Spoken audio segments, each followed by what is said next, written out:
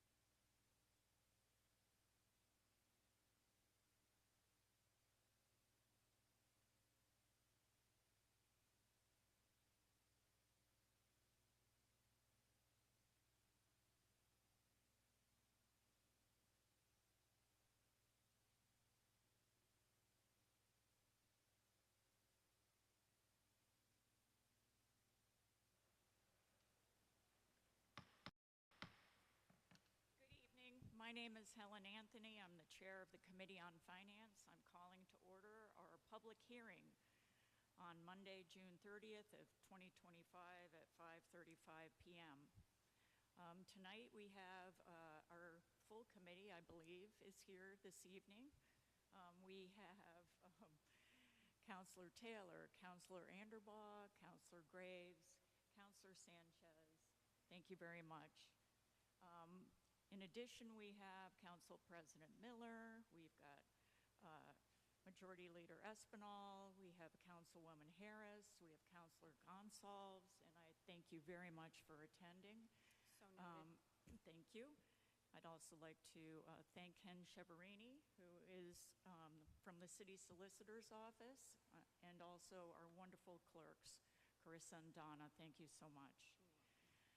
So with that, I'd just like to say a couple of words before we start. I wanted, first of all, to thank all of you who are attending this evening. This is very important for us that you participate in this process. I also like to thank those who were not able to attend but submitted testimony this evening. We've all received it. We will be considering it in our deliberations. This is our second public hearing on the budget. As you may know, since I've been chair, I instituted a second hearing. Usually there's a hearing on the mayor's proposed budget, and then I added a second hearing so we could discuss the amended budget.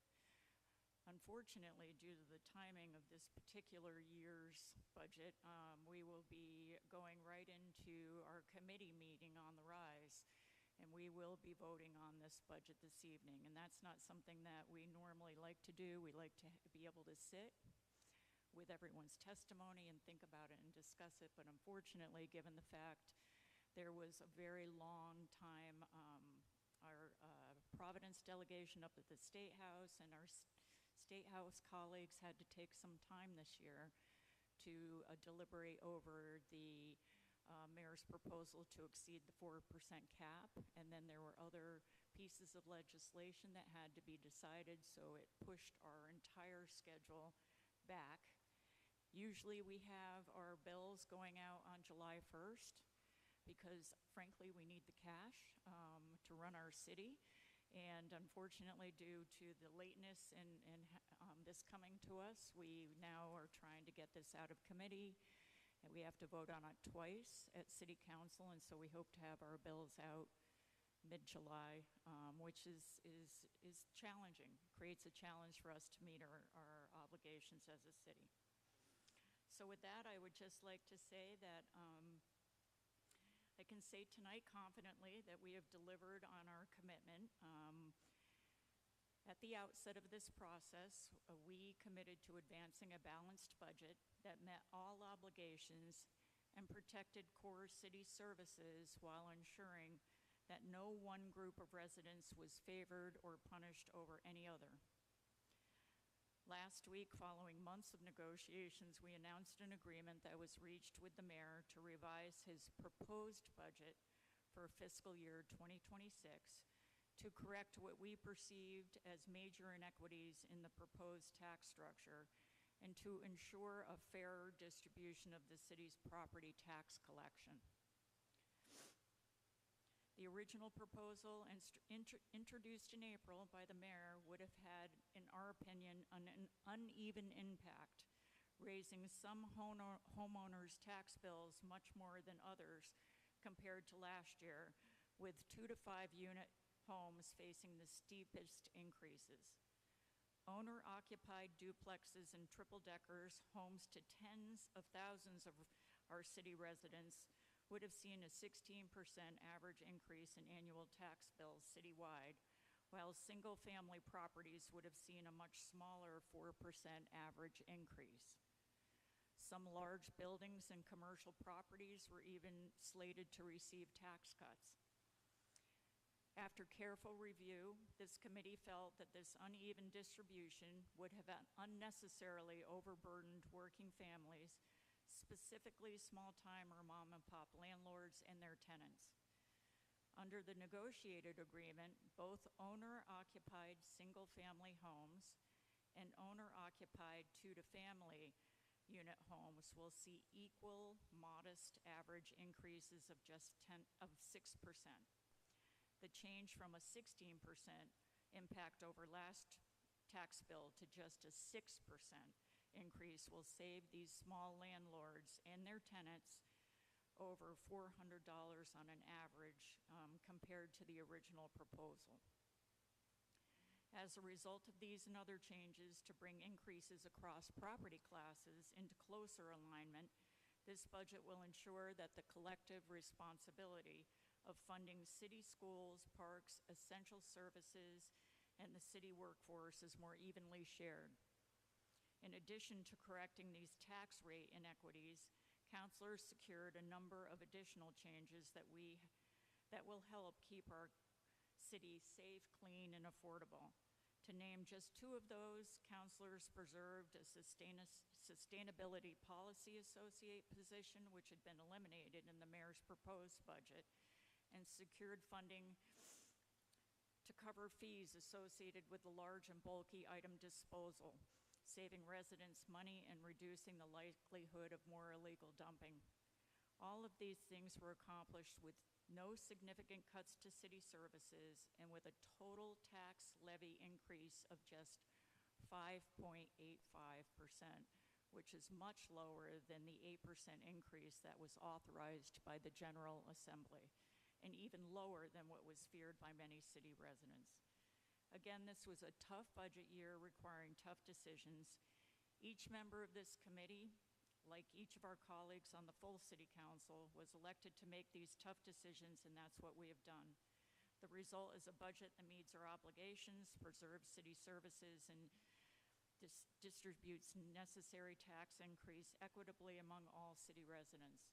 I'd like to give a special thanks to Representative Rebecca Kislak and Senator Sam Zurier for sponsoring the bill to exceed the 4% cap and for rallying our Providence delegation. Also, a special shout out to Senator Jake Bazilian, who introduced and sponsored legislation that allowed us to separate single-family dwellings from 2 to 5 family dwellings. Senator Bazilian's bill also allows us to create a commercial class, another commercial class, so that we can possibly generate more revenue. Unfortunately, the bill did not pass until late this session, so we need more time to consider that separate commercial class, and we will be working in collaboration with the mayor and his administration over the next year to see if that is going to be workable, and we will be applying that, if it is, to next year's tax bills. So I wanted to thank you all for being here, being part of this process, and we look forward to hearing from you. Okay, with that, may I please have the lists?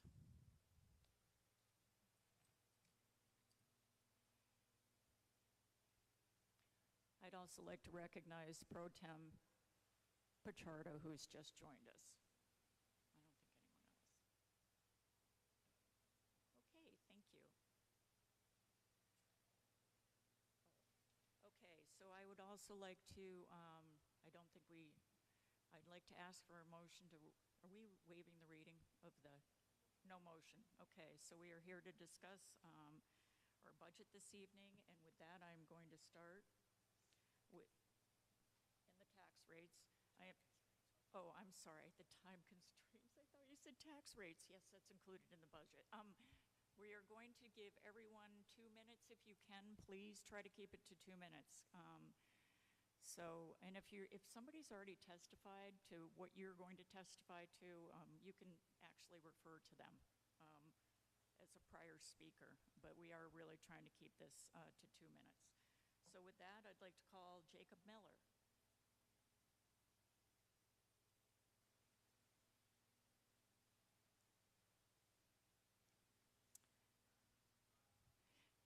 Yeah, we're gonna make sure the light's on and state your name and address for the record. Jacob Miller, 127 Chapin Avenue.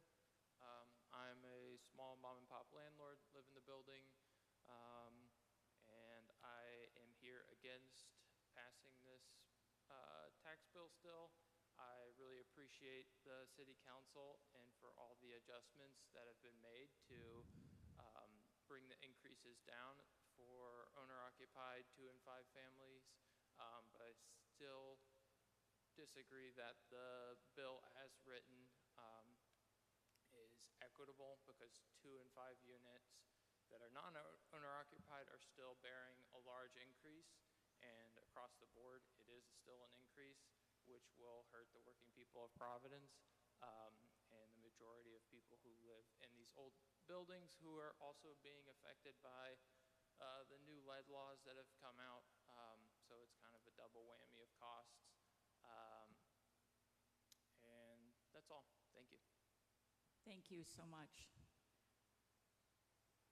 Okay, next I'll be calling David Talon.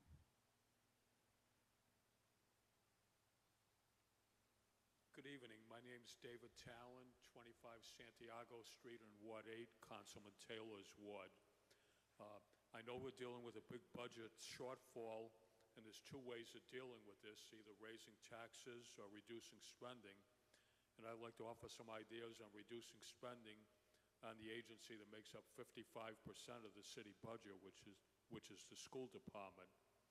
As I'm sure you're aware, the mayor hired a private firm to do an audit on the school department, Alvarez and Marcel, or A&M as they're known.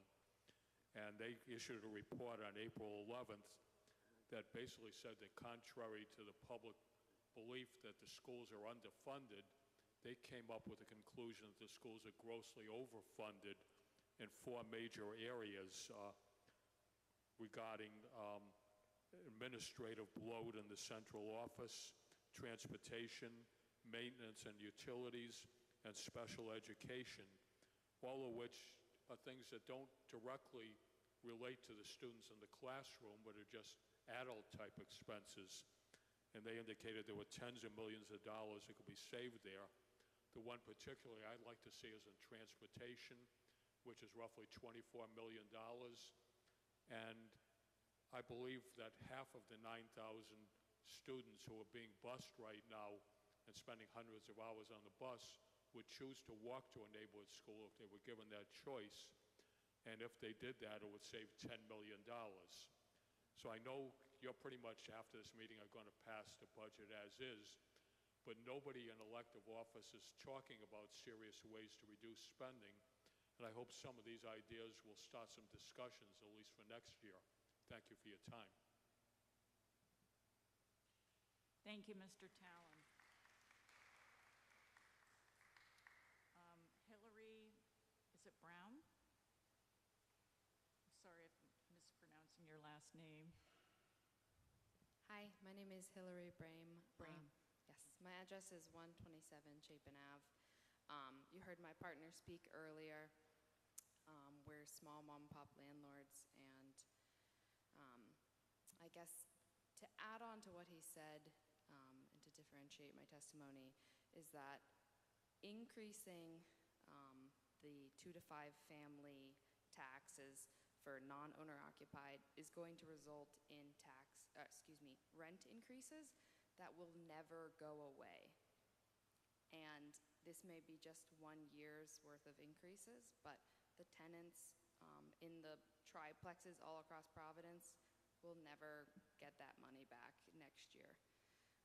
And so I'm here very happy about what you guys did for the mom and pop landlords, but I'm disappointed in that you couldn't do more for the working people of Providence.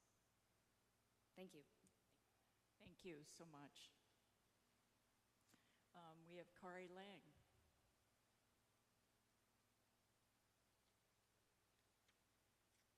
Hello, Kari Lang, 36 Willow Street. I'm in a 2-unit building with my elderly mom in the other rental unit.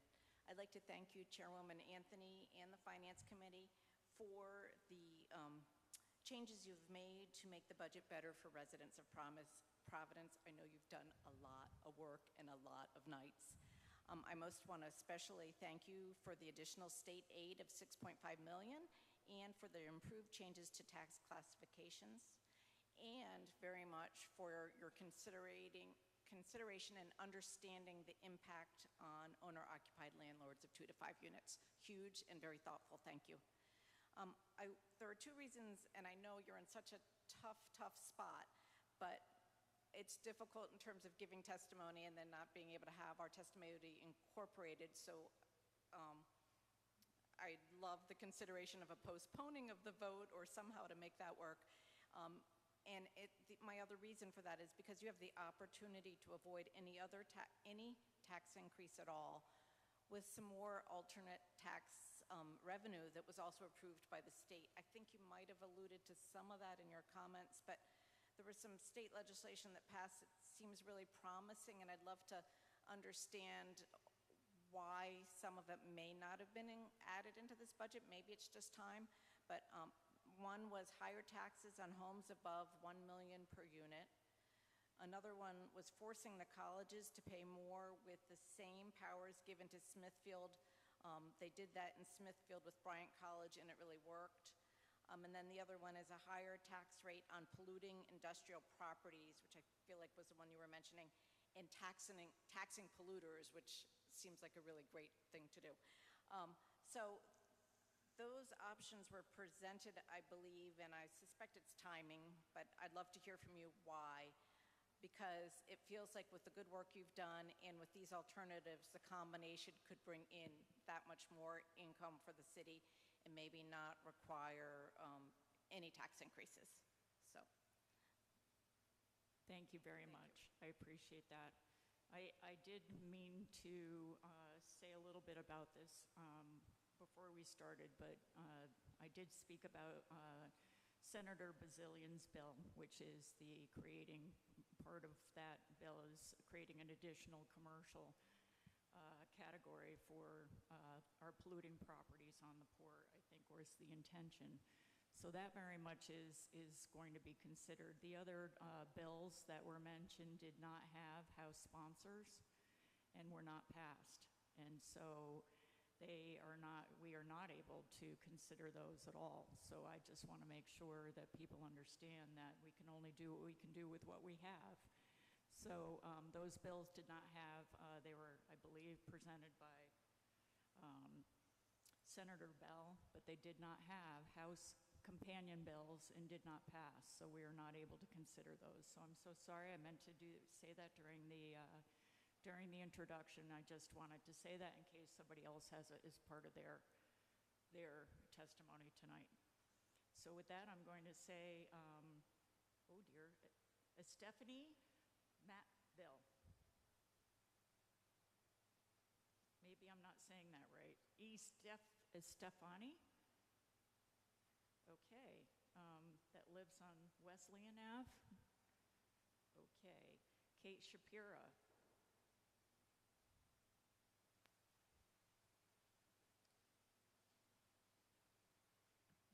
Hi, my name is Kate Shapira, and I live at 4 Brighton Street. Thank you to the council and also to the council staff for this opportunity to speak, and also for offering childcare to those here to testify. This version of the budget is better. The increase in tax levies isn't as extreme. I'm glad you're maintaining the sustainability office position. I am still concerned and frankly aggravated that the 2 to 5 unit tax is going to be passed on to tenants via higher rents. And I'm frustrated that the will to change the law to tax ordinary people was there, but not to do some of the other initiatives that Carrie Lang mentioned. Including creating a higher rate on luxury homes. Also not mentioned by Carrie is reducing police expenses. I haven't heard anybody talk seriously about that. You know, the supply budget is the library budget. It's the same amount of money. So I understand that the timing is tight, but insisting that the choice has to be between raised rents and underfunded libraries is dismaying and disappointing. You have done a lot, and you've also let some opportunities go by that I would like you to still use. Times are very hard right now in some ways that you can't do anything about, but you can do more for the majority of the people of this city, and I wish you would. Thank you. Thank you so much. We have Angel Connell.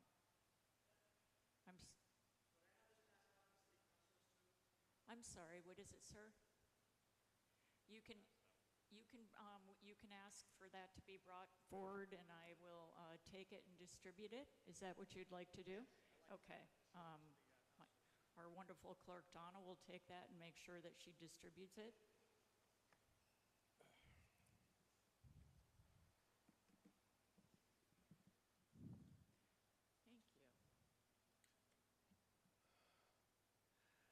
Hi, my name is Angel Connell. I live on 9 Lois Avenue in Providence. I'm grateful for Mayor Smiley and the City Council's efforts to ease the burden on multifamily homeowners, but the proposed 2025-2026 budget still delivers a gut punch to single-family owners, like me and my wife. We're facing a 6% tax hike, money we'd rather spend on our family, our home, or just keeping up with needless rising cost of living expenses. This tax increase sets a new financial baseline that may not hold if future caps are lifted, especially if potential federal and state funding cuts occur under the current Trump administration. And this isn't just about numbers. It's about a city budget riddled with foundational flaws that past leaders ignored or kicked down the road like the proverbial tin can, leaving all of us trapped in a fiscal cul-de-sac with no easy exit. The Providence School Department is ground zero for change.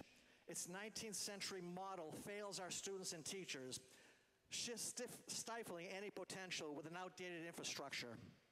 AI, artificial intelligence, can transform education in part by empowering critical thinking, emotional learning, and teacher support at a much lower cost. Commissioner Infante Green won't relinquish state control of the Providence School Department until city leaders prove tangible progress has been made. Based on Mayor Smiley's original budget proposal, I used an AI platform to provide ideas on revising the budget without going above the state-mandated 4% cap, which you all have, hopefully. Along with $7 million worth of savings from educational reforms, AI suggested that the consolidation of non-educational administrative functions would produce a savings of $8 million. Monetizing underutilized assets would bring in $10 million. Forging public-private school partnerships would save $7 million.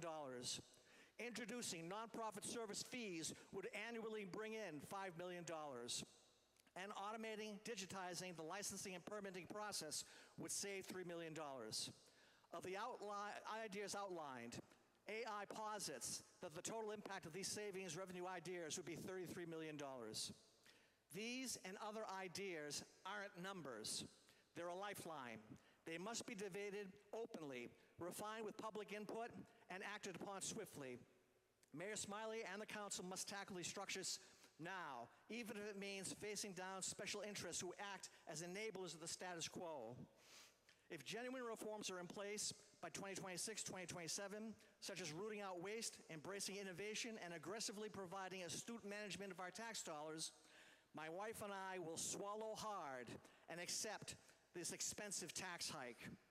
But without bold action, the city will be slouching towards a dystopian future, a future wherein Providence becomes a sad cautionary tragedy in the eyes of the rest of the nation.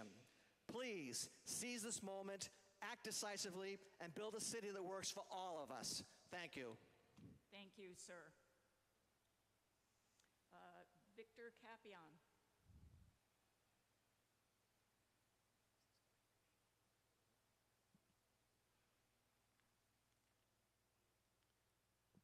Good evening, Madam Chair, council members. I'm Victor Capellan, proud resident of Ward 9, 32 Parkside Drive.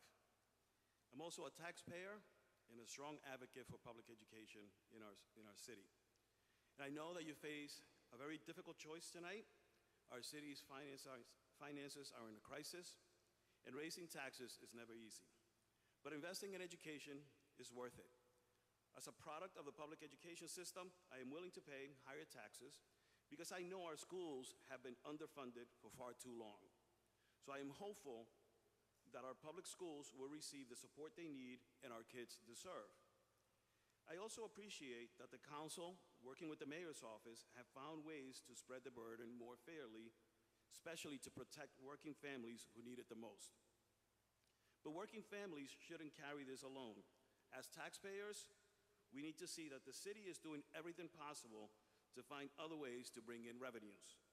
Raising taxes must be matched with actions to unlock new funds, put empty properties to work, and find creative ways to strengthen our budget without putting it all on the taxpayers' backs. As residents, we will be willing to pay more, but we also need to see that we are looking for every possible dollar, and without doing that, we will have a missed opportunity. It sends the wrong message that families must shoulder every challenge alone when other solutions may exist.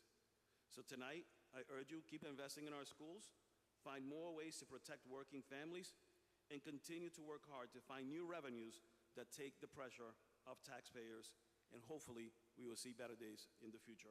Thank you for your service and for your commitment to our city. Thank you. Thank you so much. James Wolfgang.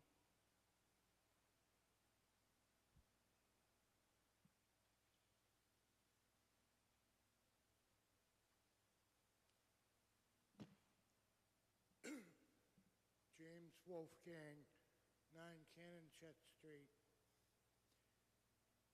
I just want to know one thing, Chairwoman. In this budget, is there a 25% increase in the elderly exemption? Mr. Wolfgang, I usually don't answer questions. The exemptions were increased the amount that we did not touch the increases. In other words, they are as the mayor presented them. And I believe you've testified, so I'm sorry I don't have it right in front of me, but we did not touch the exemptions, the increased exemptions, and they are in place, sir. So the elderly exemption went up? The elderly exemption did increase, sir, yes. All right. I just want to say one thing. You've made comments that the city needs cash. You've made comments that times are rough, times are tough. Yet, I harshly condemn the city council as a resident and homeowner and taxpayer in Providence in sending out for what I have been led to believe was $33,000 a flyer concerning illegal immigrants. I strongly condemn that, when in fact we need the money. It was a waste of money.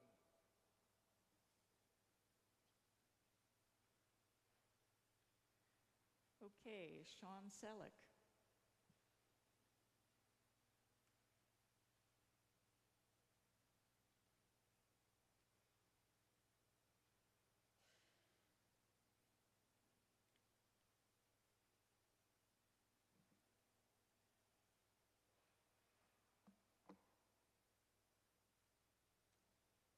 Good evening.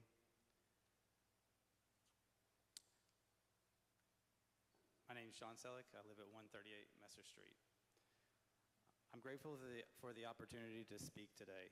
Many challenges in this world feel beyond our control, but local government is not one of them. We have the power and responsibility to act with integrity. As the former Providence City Clerk, I remain deeply interested in the work of that office. So it may shock the public to learn there is no city clerk right now. This internal HR document officially lists the person overseeing the stenographers documenting these proceedings with the title, Acting Director of Legislative Policy in City Treasury, City Clerk.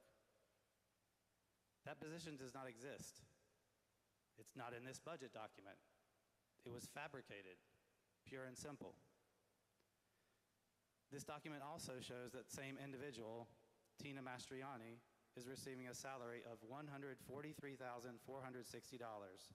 well above the legal cap of about $130,000. That cap can only be increased by the Salary Review Commission, but that commission was never convened.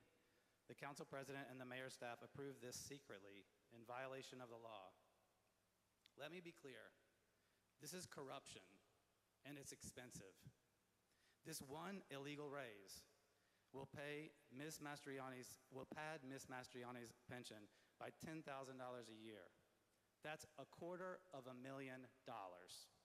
in taxpayer money she didn't earn and wasn't legally entitled to. And that's on top of a $3 million Buddy Cianci era pension she's already set to receive. And this isn't an isolated incident. Council President Miller knows this playbook because I raised concerns with her about her predecessor, John Igliozzi, who did the exact same thing to benefit former city treasurer James J. Lombardi III, costing the city even more. What's the price of silence? How much public money has to be siphoned off before someone steps in? Internal Auditor Gina Costa recently launched a whistleblower hotline. But if her office ignores this blatant abuse, then that hotline is a PR stunt, not a tool for justice. Mr. Selleck? This council must act now, reverse the raise, restore legality, and stop giving taxpayer dollars away to insiders behind closed doors. Enough is enough. Thank you.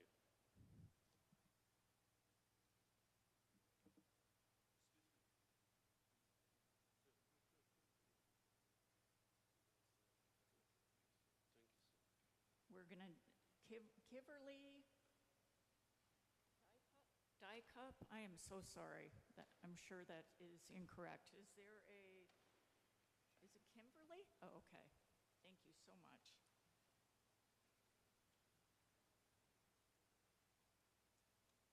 Hello. Please forgive me.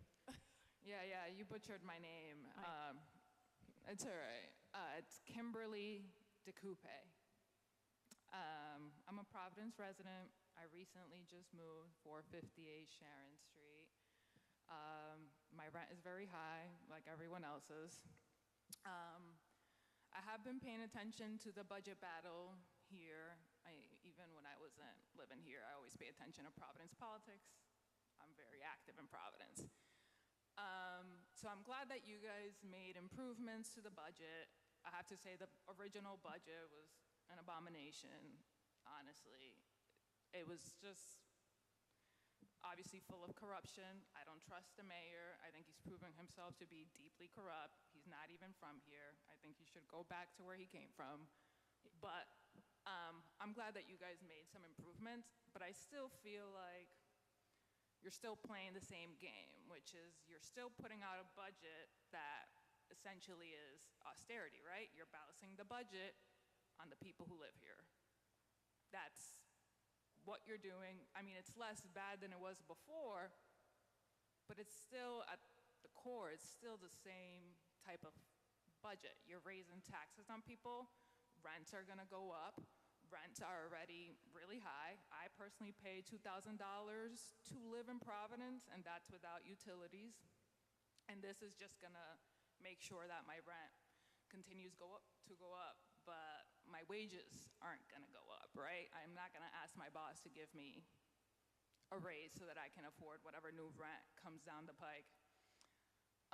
My understanding is that the State House did outline a couple of new alternatives. One of them was the second commercial classification that did come out June 20th. It was very recent. And from what I've heard from other city councilors, the excuse has been is that came very late, and so we couldn't write something that would accommodate that new funding alternative. And while I understand that, I would just say this budget fight has been happening, my understanding is, for months. At least I've been paying attention to the budget fight for months. So you knew that you were gonna have a budget fight, and you know who Mayor Smiley is, and you knew that he was gonna come out with a bad budget from the beginning. We're over time. If you could wrap it up, I'd appreciate it. Thank you. What I'm saying is, I feel like you should have done a better job of anticipating what the fight was gonna be because you knew the fight was coming. And you have connections at the State House, and you should have known that that second classification was gonna come out, and you guys should have organized yourself to write something for that, not come out with an excuse, oh, you didn't have time. This is your job, so you need to make up time. Thank you. Okay, we have Rui Santos, I'm sorry, Stinton?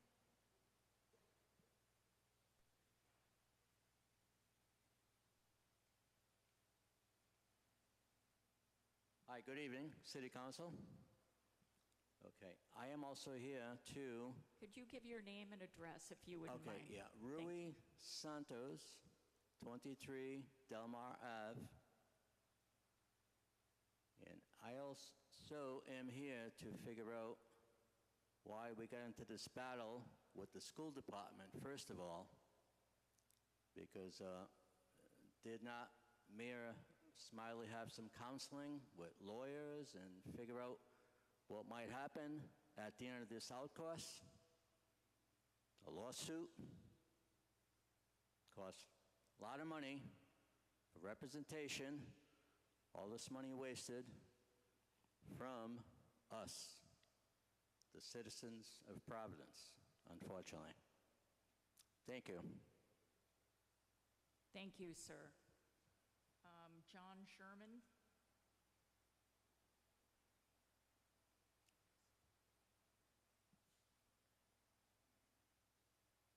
My name is John Sherman. I live at 28 Bolston Lane. Contrary to the woman who spoke, a couple of people before me, I think you have done an amazing job considering the hardship involved in this budget. You listen to people who own 2 to 5 families. But beyond that, and shockingly to me, you actually have done something to decrease the cost to us. And that is so greatly appreciated. I was going to ask a question, but I understand you don't answer questions, so I'm going to make a comment and have you follow up. My understanding is we're going to see a 6% increase. If I was to take an arbitrary $4,000 tax bill from the last fiscal tax year and multiply it by 1.06, which would be 6%, I would come up with a new tax amount of $4,240, or an increase of $240. I want to make sure that's the reality we're talking about, that the numbers are going to be different, that they're going to be created from some other place and not reflective of the real numbers. Once again, thank you for the job you have done. It's greatly appreciated. Madam Clerk, do we have any more people that have signed up? I believe we do.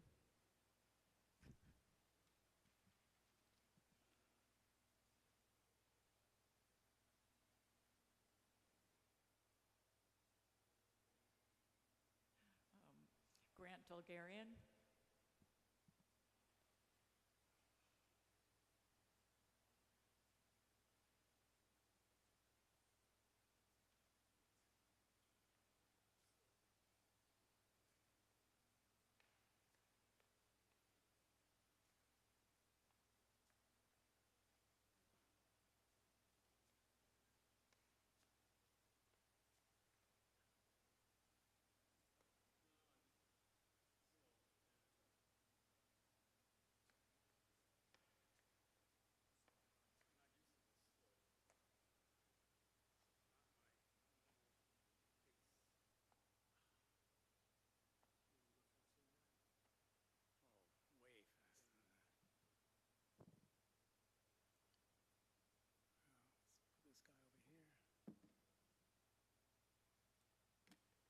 Good afternoon. Grant Dolgarian, 20 Exeter Street. Thank you all very much for your public service. Appreciate that. For the most part, most of the effort and the part of the city, the state legislature, has been to look to find new ways of raising more tax revenue. I would like to present 3 opportunities for reducing expenses. Each one's going to take about 2 or 3 minutes, so bear with me. Number one, education. We're told that the reason why the budget has to increase is because of the $15 million settlement. When I was a kid, I walked to elementary school, I walked to junior high, which is now called middle school. We all walked in Providence to elementary and junior high. The only reason students started taking the bus until they got to high school, in which case we took the bus, was because Congress passed the desegregation integration laws, and Providence needed to balance out its school population. Well, that was fine, but that was a half a century ago. Since that time, we've become a majority-minority school district. So, we don't need to bus our kids around anymore. They can walk to school. That would be a benefit to them. They get their exercise in. That would be a benefit to the parents because they can attend their neighborhood schools and be involved. And there would be a benefit to the environment because we all know that in Rhode Island, transportation is the greatest contributor to carbon emissions, and so we wouldn't have to do the busing anymore.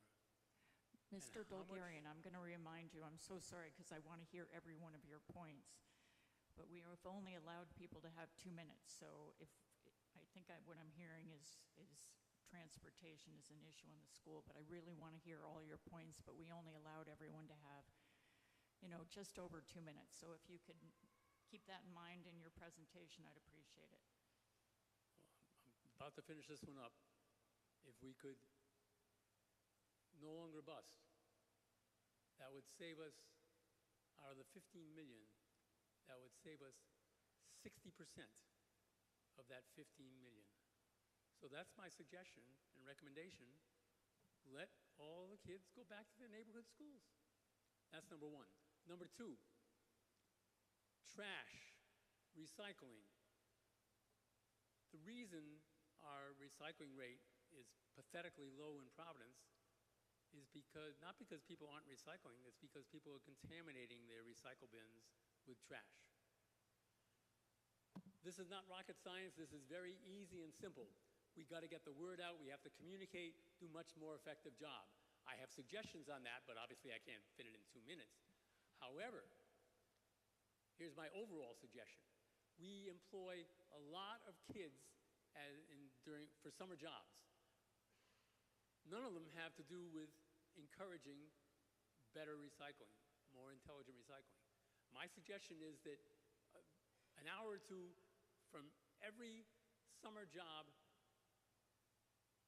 should be devoted towards that. Get information from Solid Waste Management Corporation, Resource Recovery Landfill, pass it out, knock on doors, ring doorbells, have conversations. This is simple and straightforward. What I'm willing to do is this. I'm a Boy Scout from way back when. We believe in the buddy system. So we ought to have... We've got 3.5 minutes already, Mr. Dolgarian. We ought to have... Can you finish up? I'm doing my best. I can only talk so fast. We ought to have pairs canvassing the streets, and we can measure over the course of the next 6 weeks how well they're doing by how well the contamination rate goes down. I am willing, everyone's heard of Antonio's Pizza by the Slice on Thayer Street between Avon Cinema and Spectrum India. I am willing to reward the top 3 pairs on the last Wednesday before school starts, because they have what they call Wild West Wednesday, 3 pizza slices each for the top 3 performers of getting the contamination rates down. Thank you, Mr. Dolgarian. That is the first I've heard from you, that suggestion, so I appreciate that, but we have to stop because you're at 4 minutes, and I only allowed people to have 2, but you know that we appreciate what you're suggesting, and I do appreciate your willingness to reward the pairs who do the best job. But thank you. Let me just throw out one last thing, 30 seconds. Very, very quickly. 30 seconds, and that is the sewer rates and the water rates. They went before PUC a month ago, and they asked for double-digit rate increases, which are like taxes. And did anybody show up from the city to say no? No. However, PUC did allow testimony to be submitted for the rest of that month. Did anyone from the city submit any testimony afterwards? No. I appreciate it, Mr. Dulgarian. I have to stop you at this point, but we It's do time appreciate for the it. city to weigh in to On the get those sewer water. rates back down. Okay. Thank you so much, The budget Sarah. shouldn't go up more than 0% from last year. I appreciate that. Thank you so much. Okay, Madam Clerk, do we have any other sign-up sheets? I see, would you like to testify?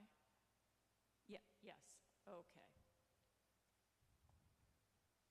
We do need you to sign the sheet, though. Just, I'll make sure that we give you a sheet to sign because we do have to have your name on a sheet.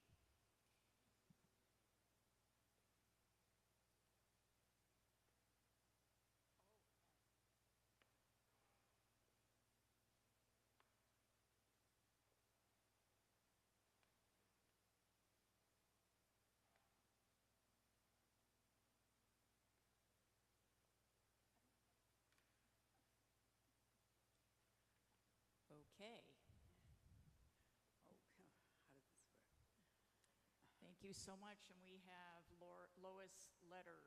Lois Lettieri. Lettieri, thank you Yes. very much. If you could just say your address, please. Yes, 306 River Avenue. Okay, you don't answer any questions, but all your college universities here are tax exempt, tax-free. Is that correct? Yes. Have you ever considered taxing off-campus housing, the residential units? Now, I got to bring up a fact, okay? These units, they pay your college students, they pay rent in excess of their tuition. I've been in there, okay? Yes, they are on the same lot, but you can tax these buildings. You're not taxing the education buildings, but the residential. They're paying thousands per student to live in there. Some of the apartments have 4 students, and they run down the hall to the bathroom and run down the hall to cooking. So what I'm saying is they're paying the same as the renters in the multis, the 2 and 3 family homes here. That's a consideration that you should look into. Thank you very much. Thank you. We appreciate you testifying this afternoon. Okay, it looks like we have heard from everyone. Thank you so much, really, for coming to testify. And as I said, we have listened, we have received written testimony that is repeating some of your testimony, and thank you very much. At this point, we will close the public hearing.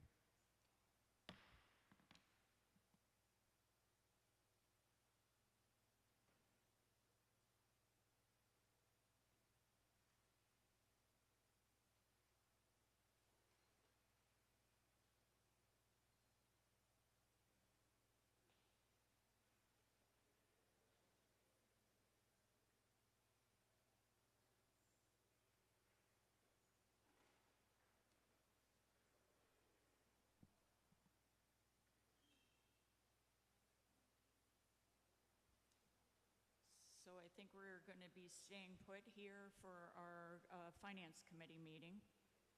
Certainly, people can stay if they wish to. Okay.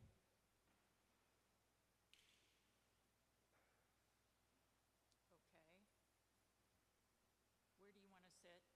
Are you...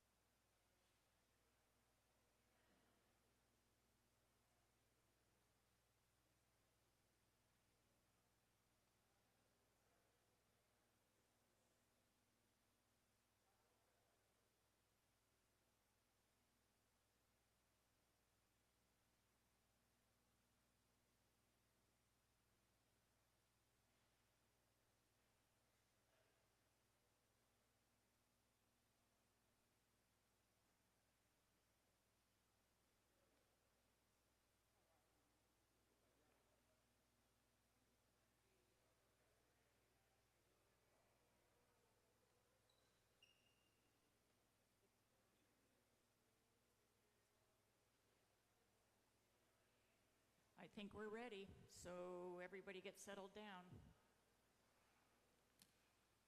You ready? Okay, ready? Wait a minute, I'm not ready. Good evening, my name is Helen Anthony. I'm the chair of the Committee on Finance, and I am calling to order our meeting on the Rise, Monday, June 30th, 2025 at 6:25 p.m. Madam Clerk, would you please call the roll? Chairwoman Anthony. Present. Vice Chairman Taylor. Here. Counselor Anderbaugh. Here. Councilwoman Graves. Here. Counselor Sanchez. Here. We have 5 present. We have a quorum. Thank you so much. I would like to thank Ken Cheverini, who is here from the City Solicitor's Office. I'd like to thank our wonderful clerks, Donna and Carissa, for everything you do. I'd also like to recognize we have the Council President, Rachel Miller, here. We have our Majority Leader, Pedro Espinal. We've got our Pro Tem Juan Pichardo, our Councilor Justin Royas. We have Councilwoman Mary Kay Harris. Am I missing anyone? I truly appreciate you coming. So noted. Thank you. And so with that, I would like to ask for a motion to waive the reading of items 1 through 4. So moved. Second. Okay, motion made by Councilor Anderbaugh, seconded by Councilor Graves. All in favor? Aye. All opposed?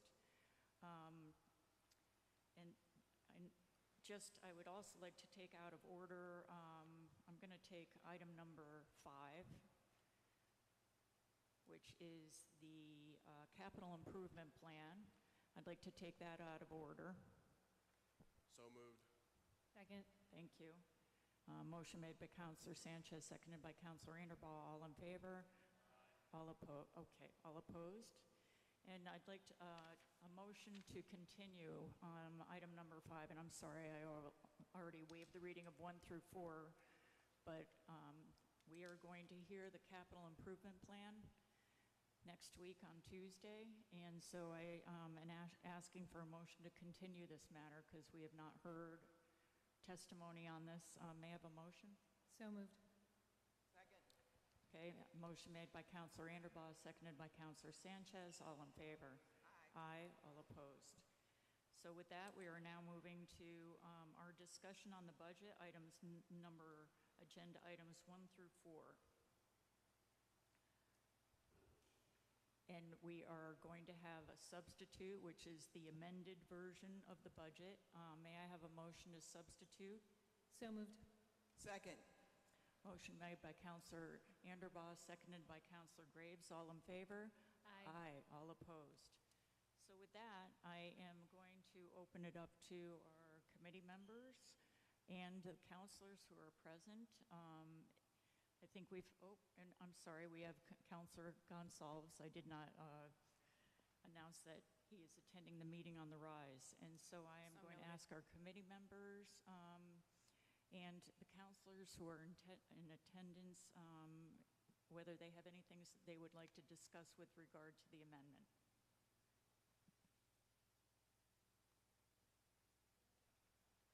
Councilor Sanchez. Wait, what's this in regards to? Just discussion on the amendment? Yes. On the amendment, I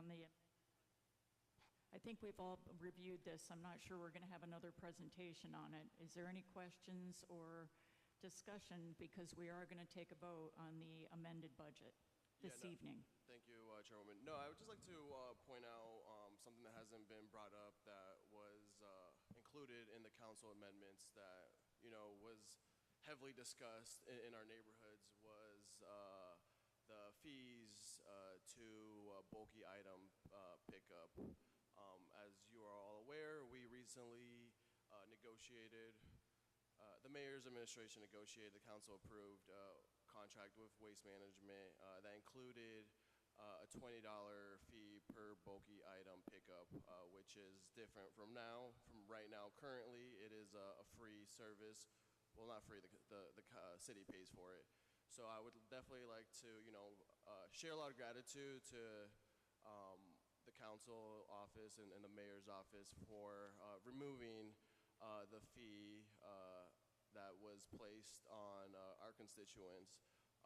This is a huge area of concern as it is dumping and leaving large items all over our city, and a lot of us had concerns by adding an additional monetary hurdle that it would increase that concern and that issue in our neighborhood. So just wanted to highlight and point that out, that the council chose to eat the fee as a city and not place it on our constituents. I think was definitely a move in the right direction.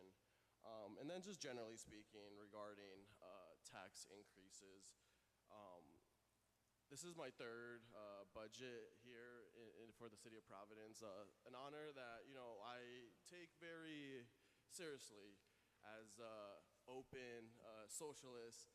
I sometimes joke around with my fellow comrades that I've become definitely a little more fiscally conservative as I've had this time on the council.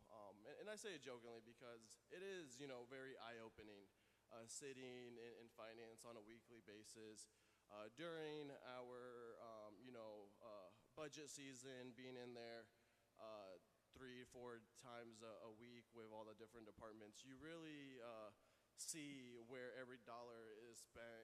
And it really sucks, being in this position year after year, being between a hard place and an even harder place. But something that I really want to keep working on is creating sustainable solutions, not only for us and next year, but future councils, to hopefully not be in such a difficult predicament as we see ourselves sometimes. So definitely, continue advocating and supporting legislation at the State House and even at the federal level that allows us to find revenue in other places. Because the path that we're currently on as a city full of renters, and 60+% of our city is renters, and 40% of our property is tax exempt right off the bat because of the private colleges and the larger nonprofits. We definitely need to keep fighting for different sources, because the fact is that our monetary obligations are just way too high for what is even allowed in revenue as it is. So until we start dismantling some of those systems, we're going to find ourselves, future legislative bodies are going to find themselves in these very difficult positions.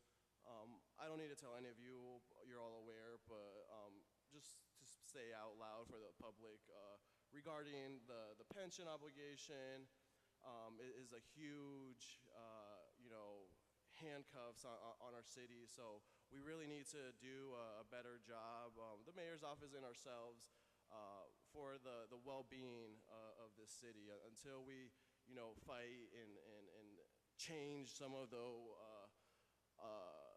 legal obligations, we're really gonna, be in the same position. So I'm kind of starting to ramble off, but I, want to share with my neighbors and the residents of Providence that we definitely, tried our very best in this budget. It wasn't an easy one.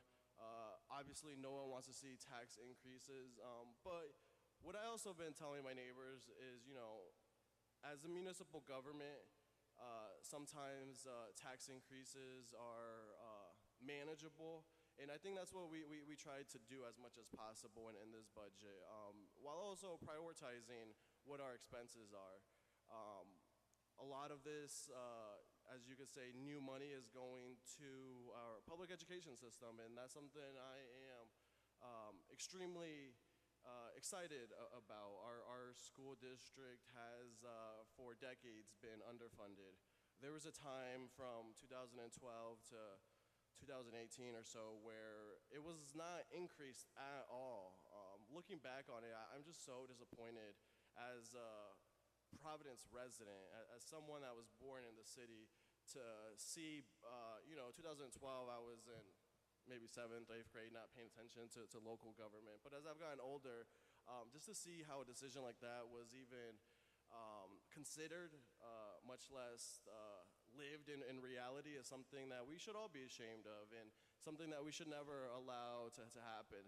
Education is definitely the one place where I'm still struggling as a city councilor. We obviously know we're under a state takeover, so our input and oversight is kind of limited.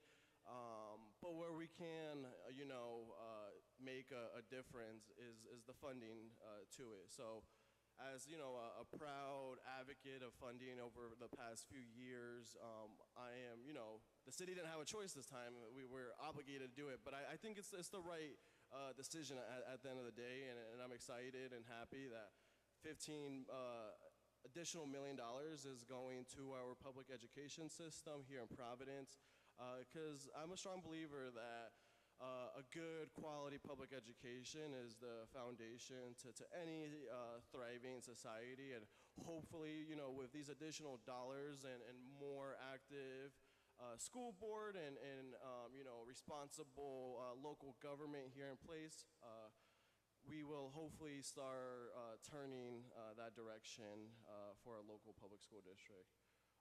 Thank you all for listening to me. Not like you had a choice. The people of Ward 6 put me in this position, and I'm very proud to serve my neighbors. Thank you, Chairwoman. Thank you so much, Councilor Sanchez. Yes, I'll do Councilor Inderbaugh, and then Councilor Taylor, and then Councilor Graves. Thank you, Chairwoman. Oops. Thank you, Chairwoman. And thank you, Councilman Sanchez. It's hard to follow you always. I just really wanted to, one, thank Chairwoman Anthony and the other members of the Finance Committee. This was an extraordinarily difficult budget year. And there's no perfect budget, but I'm really proud of the work that we've done.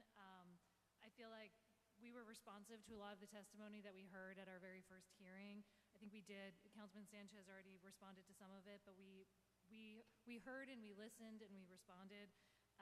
We added back in the sustainability position, which many of us found to be fiscally irresponsible to cut, not only fiscally irresponsible, but obviously I care about the environment and climate change. And we heard a lot from our neighbors who own 2 to 5 unit buildings who were saying that this was an unsustainable increase for them, and also that they are under pressure constantly to sell to some of the larger developers in the city, and losing them would be an incredible loss to the city, and a way that we would see even more corporate ownership of our housing that could lead to even greater increases to rent in the future. So I was glad that we were able to partner with our partners in the General Assembly to enable that to happen. And that we were able to smooth that out. I really want to thank our staff, particularly June Rose, for the amount of time that they put into increasing the equitability and fairness of this budget.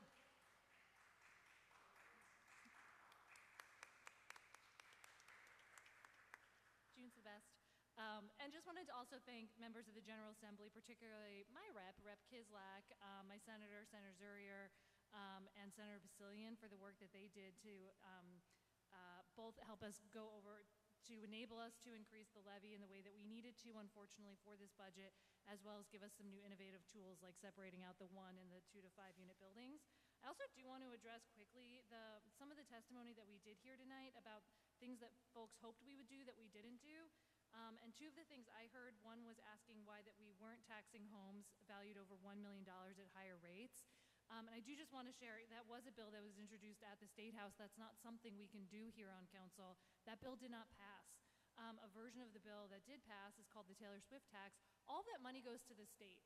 So the council can do what the council can do, but we can't do what the state can do. So we need good partners like Senator Zurier, like Rep Kislak, like Senator Basilian, who are willing to work with us and do a partnership across the 2 different scales of government. But we can't do what we can't do. So if something doesn't pass at the state, we can't use that legislation here to raise revenue.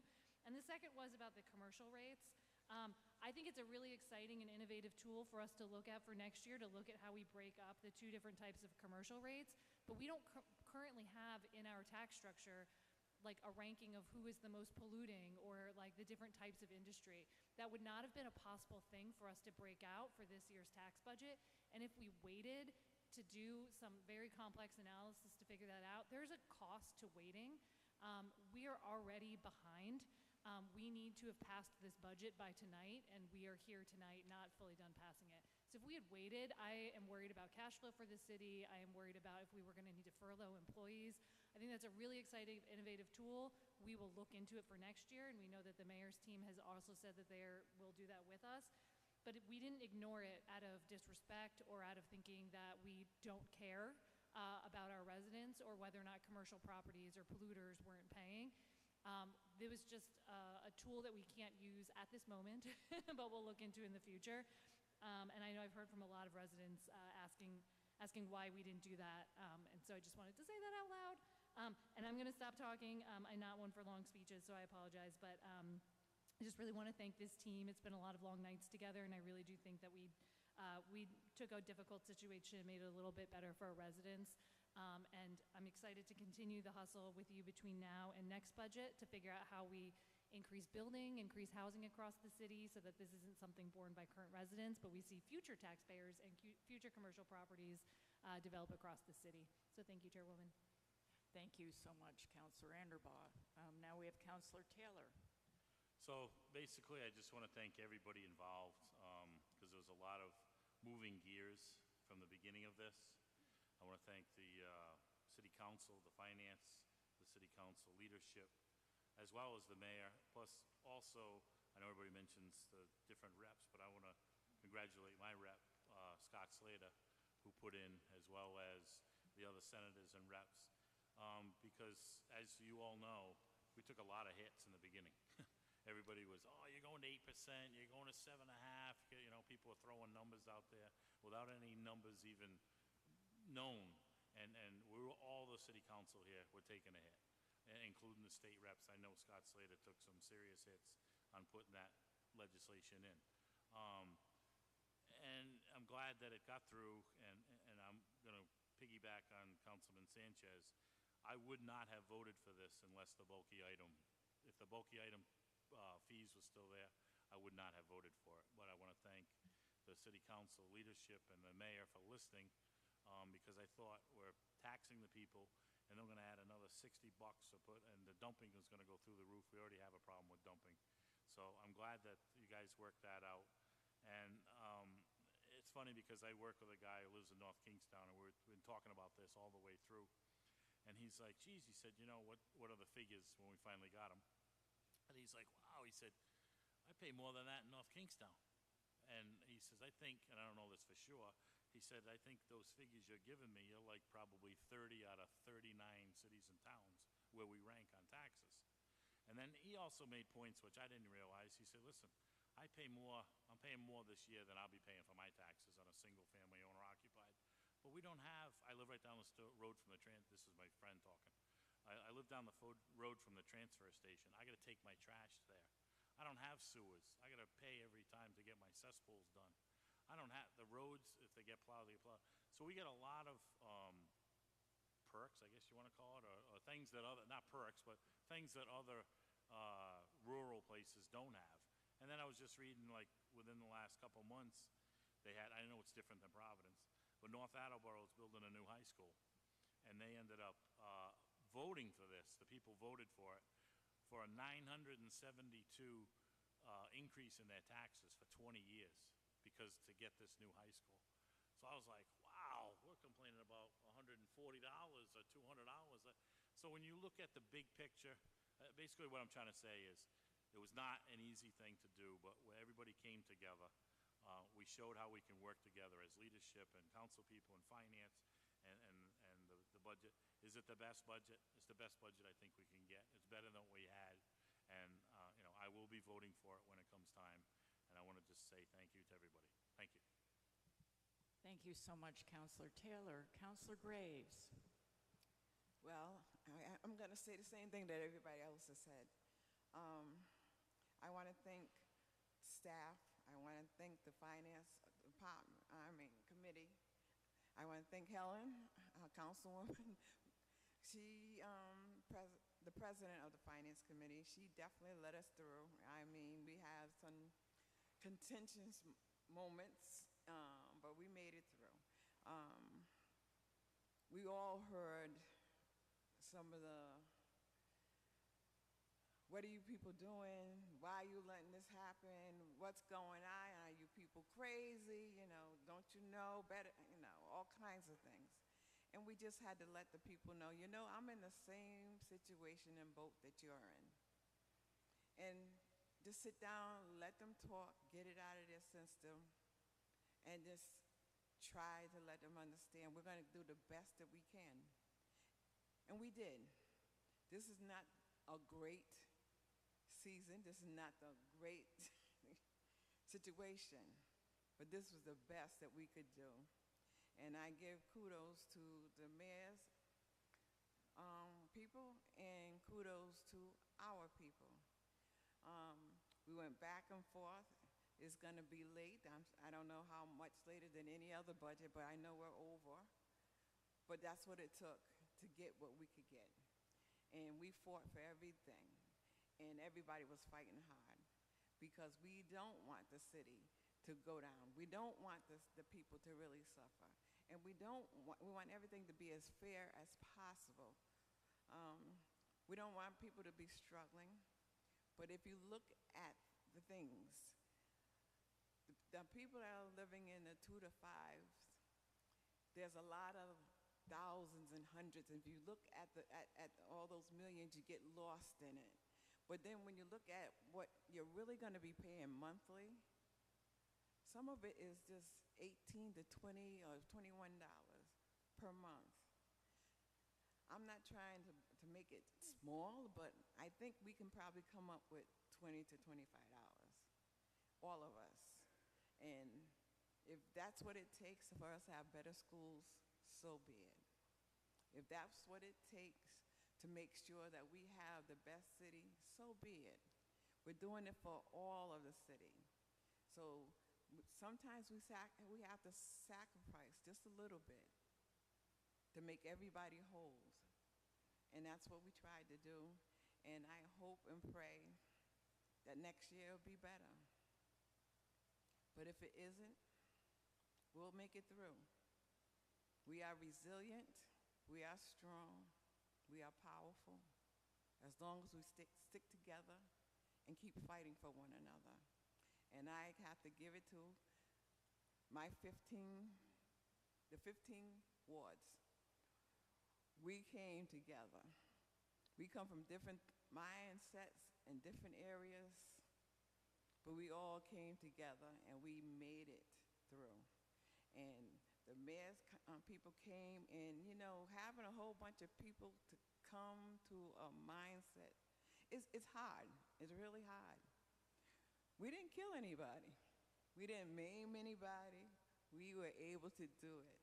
And we were able to look at each other and still smile at each other. And that's a wonderful thing. So please, people in the city of Providence, know that we are working for you, and we will continue to work for you because this is our city too. So that's all I have to say. Thank you, Councilor Graves. Yes, Councilor Gonsalves. Thank you, Madam Chairwoman. As a non-member of this committee, I just want to thank the committee for all of the hard work. And for those of you who know me very well, I can be a hardliner on taxation. And, you know, throughout my career on the council, I've been very opposed to tax increases.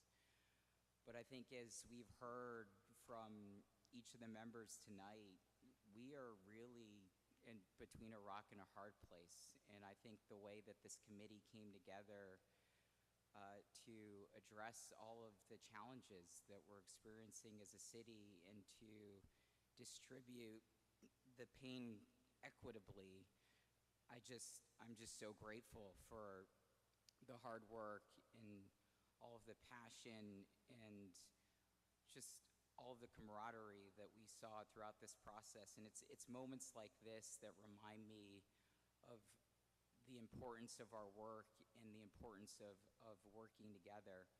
And as so many of you alluded to, there are so many people in the city who are struggling. And I know that this council really puts that front and center. It's how we center our work. And I'm, again, just so deeply appreciative of everyone who worked throughout this process. I would say that one of the things that sometimes gets overlooked is the fact that we worked incredibly hard to find additional sources of revenue. And there's so many different pieces to this that aren't necessarily being brought to the forefront, but I just think about, even pro temp's work to increase the veterans exemption, or looking at fines and fees to mitigate the amount of burden that our residents are taking on in the city. And I mean, you name it, the list goes on, and the countless hours of meetings and poring over spreadsheets and the data sets. I don't think people have a true appreciation of all of the work that's involved to make all this stuff happen. And again, we had very little choice. And again, as someone who, I'm very forceful about taxing the large tax-exempt institutions, and I hope that we'll continue to hold them accountable and look at that in the future. The industrial tax rates, the commercial tax rates, as Councilwoman Anderbaugh mentioned. I think let's put it all on the table for the next fiscal year. I know that this council is going to work extraordinarily hard to figure out how we mitigate some of the challenges that we're experiencing. But I just want to say, as I told my neighbors today during a community meeting, this is the right decision. We're making really hard, tough choices here. But none of us truly want to raise taxes. I mean, if it were up to us, that's not what we're doing here. We have had very little choice. The settlement put us between a rock and a hard place, and we're trying to do the absolute best that we can, considering everything else that's going on. So again, I just want to thank each and every one of you for all of your hard work, your dedication, the staff, the clerks, the countless folks who were involved in this process, the folks up at the General Assembly, for working extraordinarily hard to make a really tough situation the best that it can be. So again, I want to thank you, Chairwoman, and thank all the members of the Finance Committee for all of your hard work, and looking forward to continuing that work in the future. Thank you. Thank you, Counselor. Anyone who hasn't, yes, I'm going to come back. Anyone who hasn't spoken who would like to speak this evening? Okay, we're going to do Counselor Graves and then Counselor Anderbaugh. I forgot to give a shout out to my senator that worked on so hard, Jake Bastillion. So he really worked hard, and I'm glad he got his legislative. Thanks. Thank you, Counselor. Counselor Anderbaugh? Yeah, I'll be super quick. I also just wanted to thank Chief Mancini, Larry Mancini in the back, and his team, including Krista Lindberg and Sarah Silveri. I don't know if Sarah's here, but they put in an extraordinary amount of work night after night, first preparing the budget and then being with us to answer so many questions and do so much follow-up. And I know we can be a handful, so Larry and team, just thank you so much.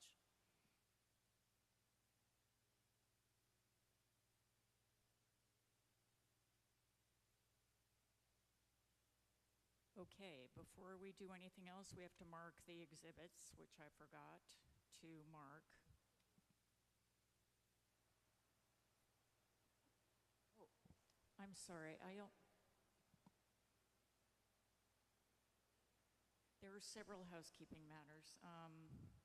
First of all, I only substituted agenda item number 1. So I'm glad that our clerk just caught me, because we also have to do a substitution for agenda item 2, 3, and 4. May we do that with one motion, Madam Clerk? You would prefer them to be for each of them, okay.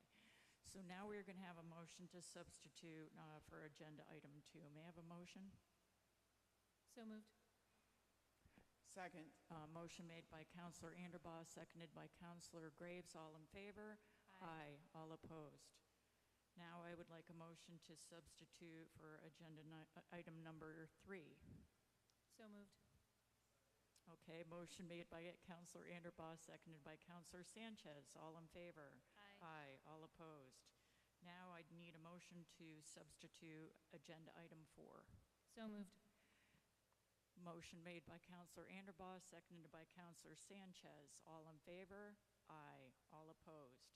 The other thing I would like to do is mark as an exhibit 1, 2 agenda items 1 through 4. All the testimony we received prior to tonight and also the testimony that we received this evening. May I have a motion? So moved. Second. Okay, motion made by Counselor Anderbaugh, seconded by Counselor Sanchez. All in favor? Aye. With that, I think we have, Madam Clerk, we're all set with all our housekeeping matters. And so would anyone like to make a... Second. Okay, do you want them individually, Madam Clerk? Or can we do an motion on 1 through 4? Okay, and Second. Okay, motion to approve agenda items 1 through 4, and that's the substituted items as amended. Yes, as amended. And it was seconded by Counselor Anderbaugh. All in favor? Aye. All opposed? Okay, there is 5 ayes, no nays, and we will be sending this to the council for their vote. And I can't thank you enough, committee members, for all the effort, and all the other counselors that attended all the evenings and participated. Really, thank you so much. With that, yes, ma'am. Motion to adjourn. Oh, okay, motion to adjourn made by Counselor Anderbaugh, seconded by Counselor Taylor. All in favor? Aye. All opposed? Wonderful. Thank you, everyone.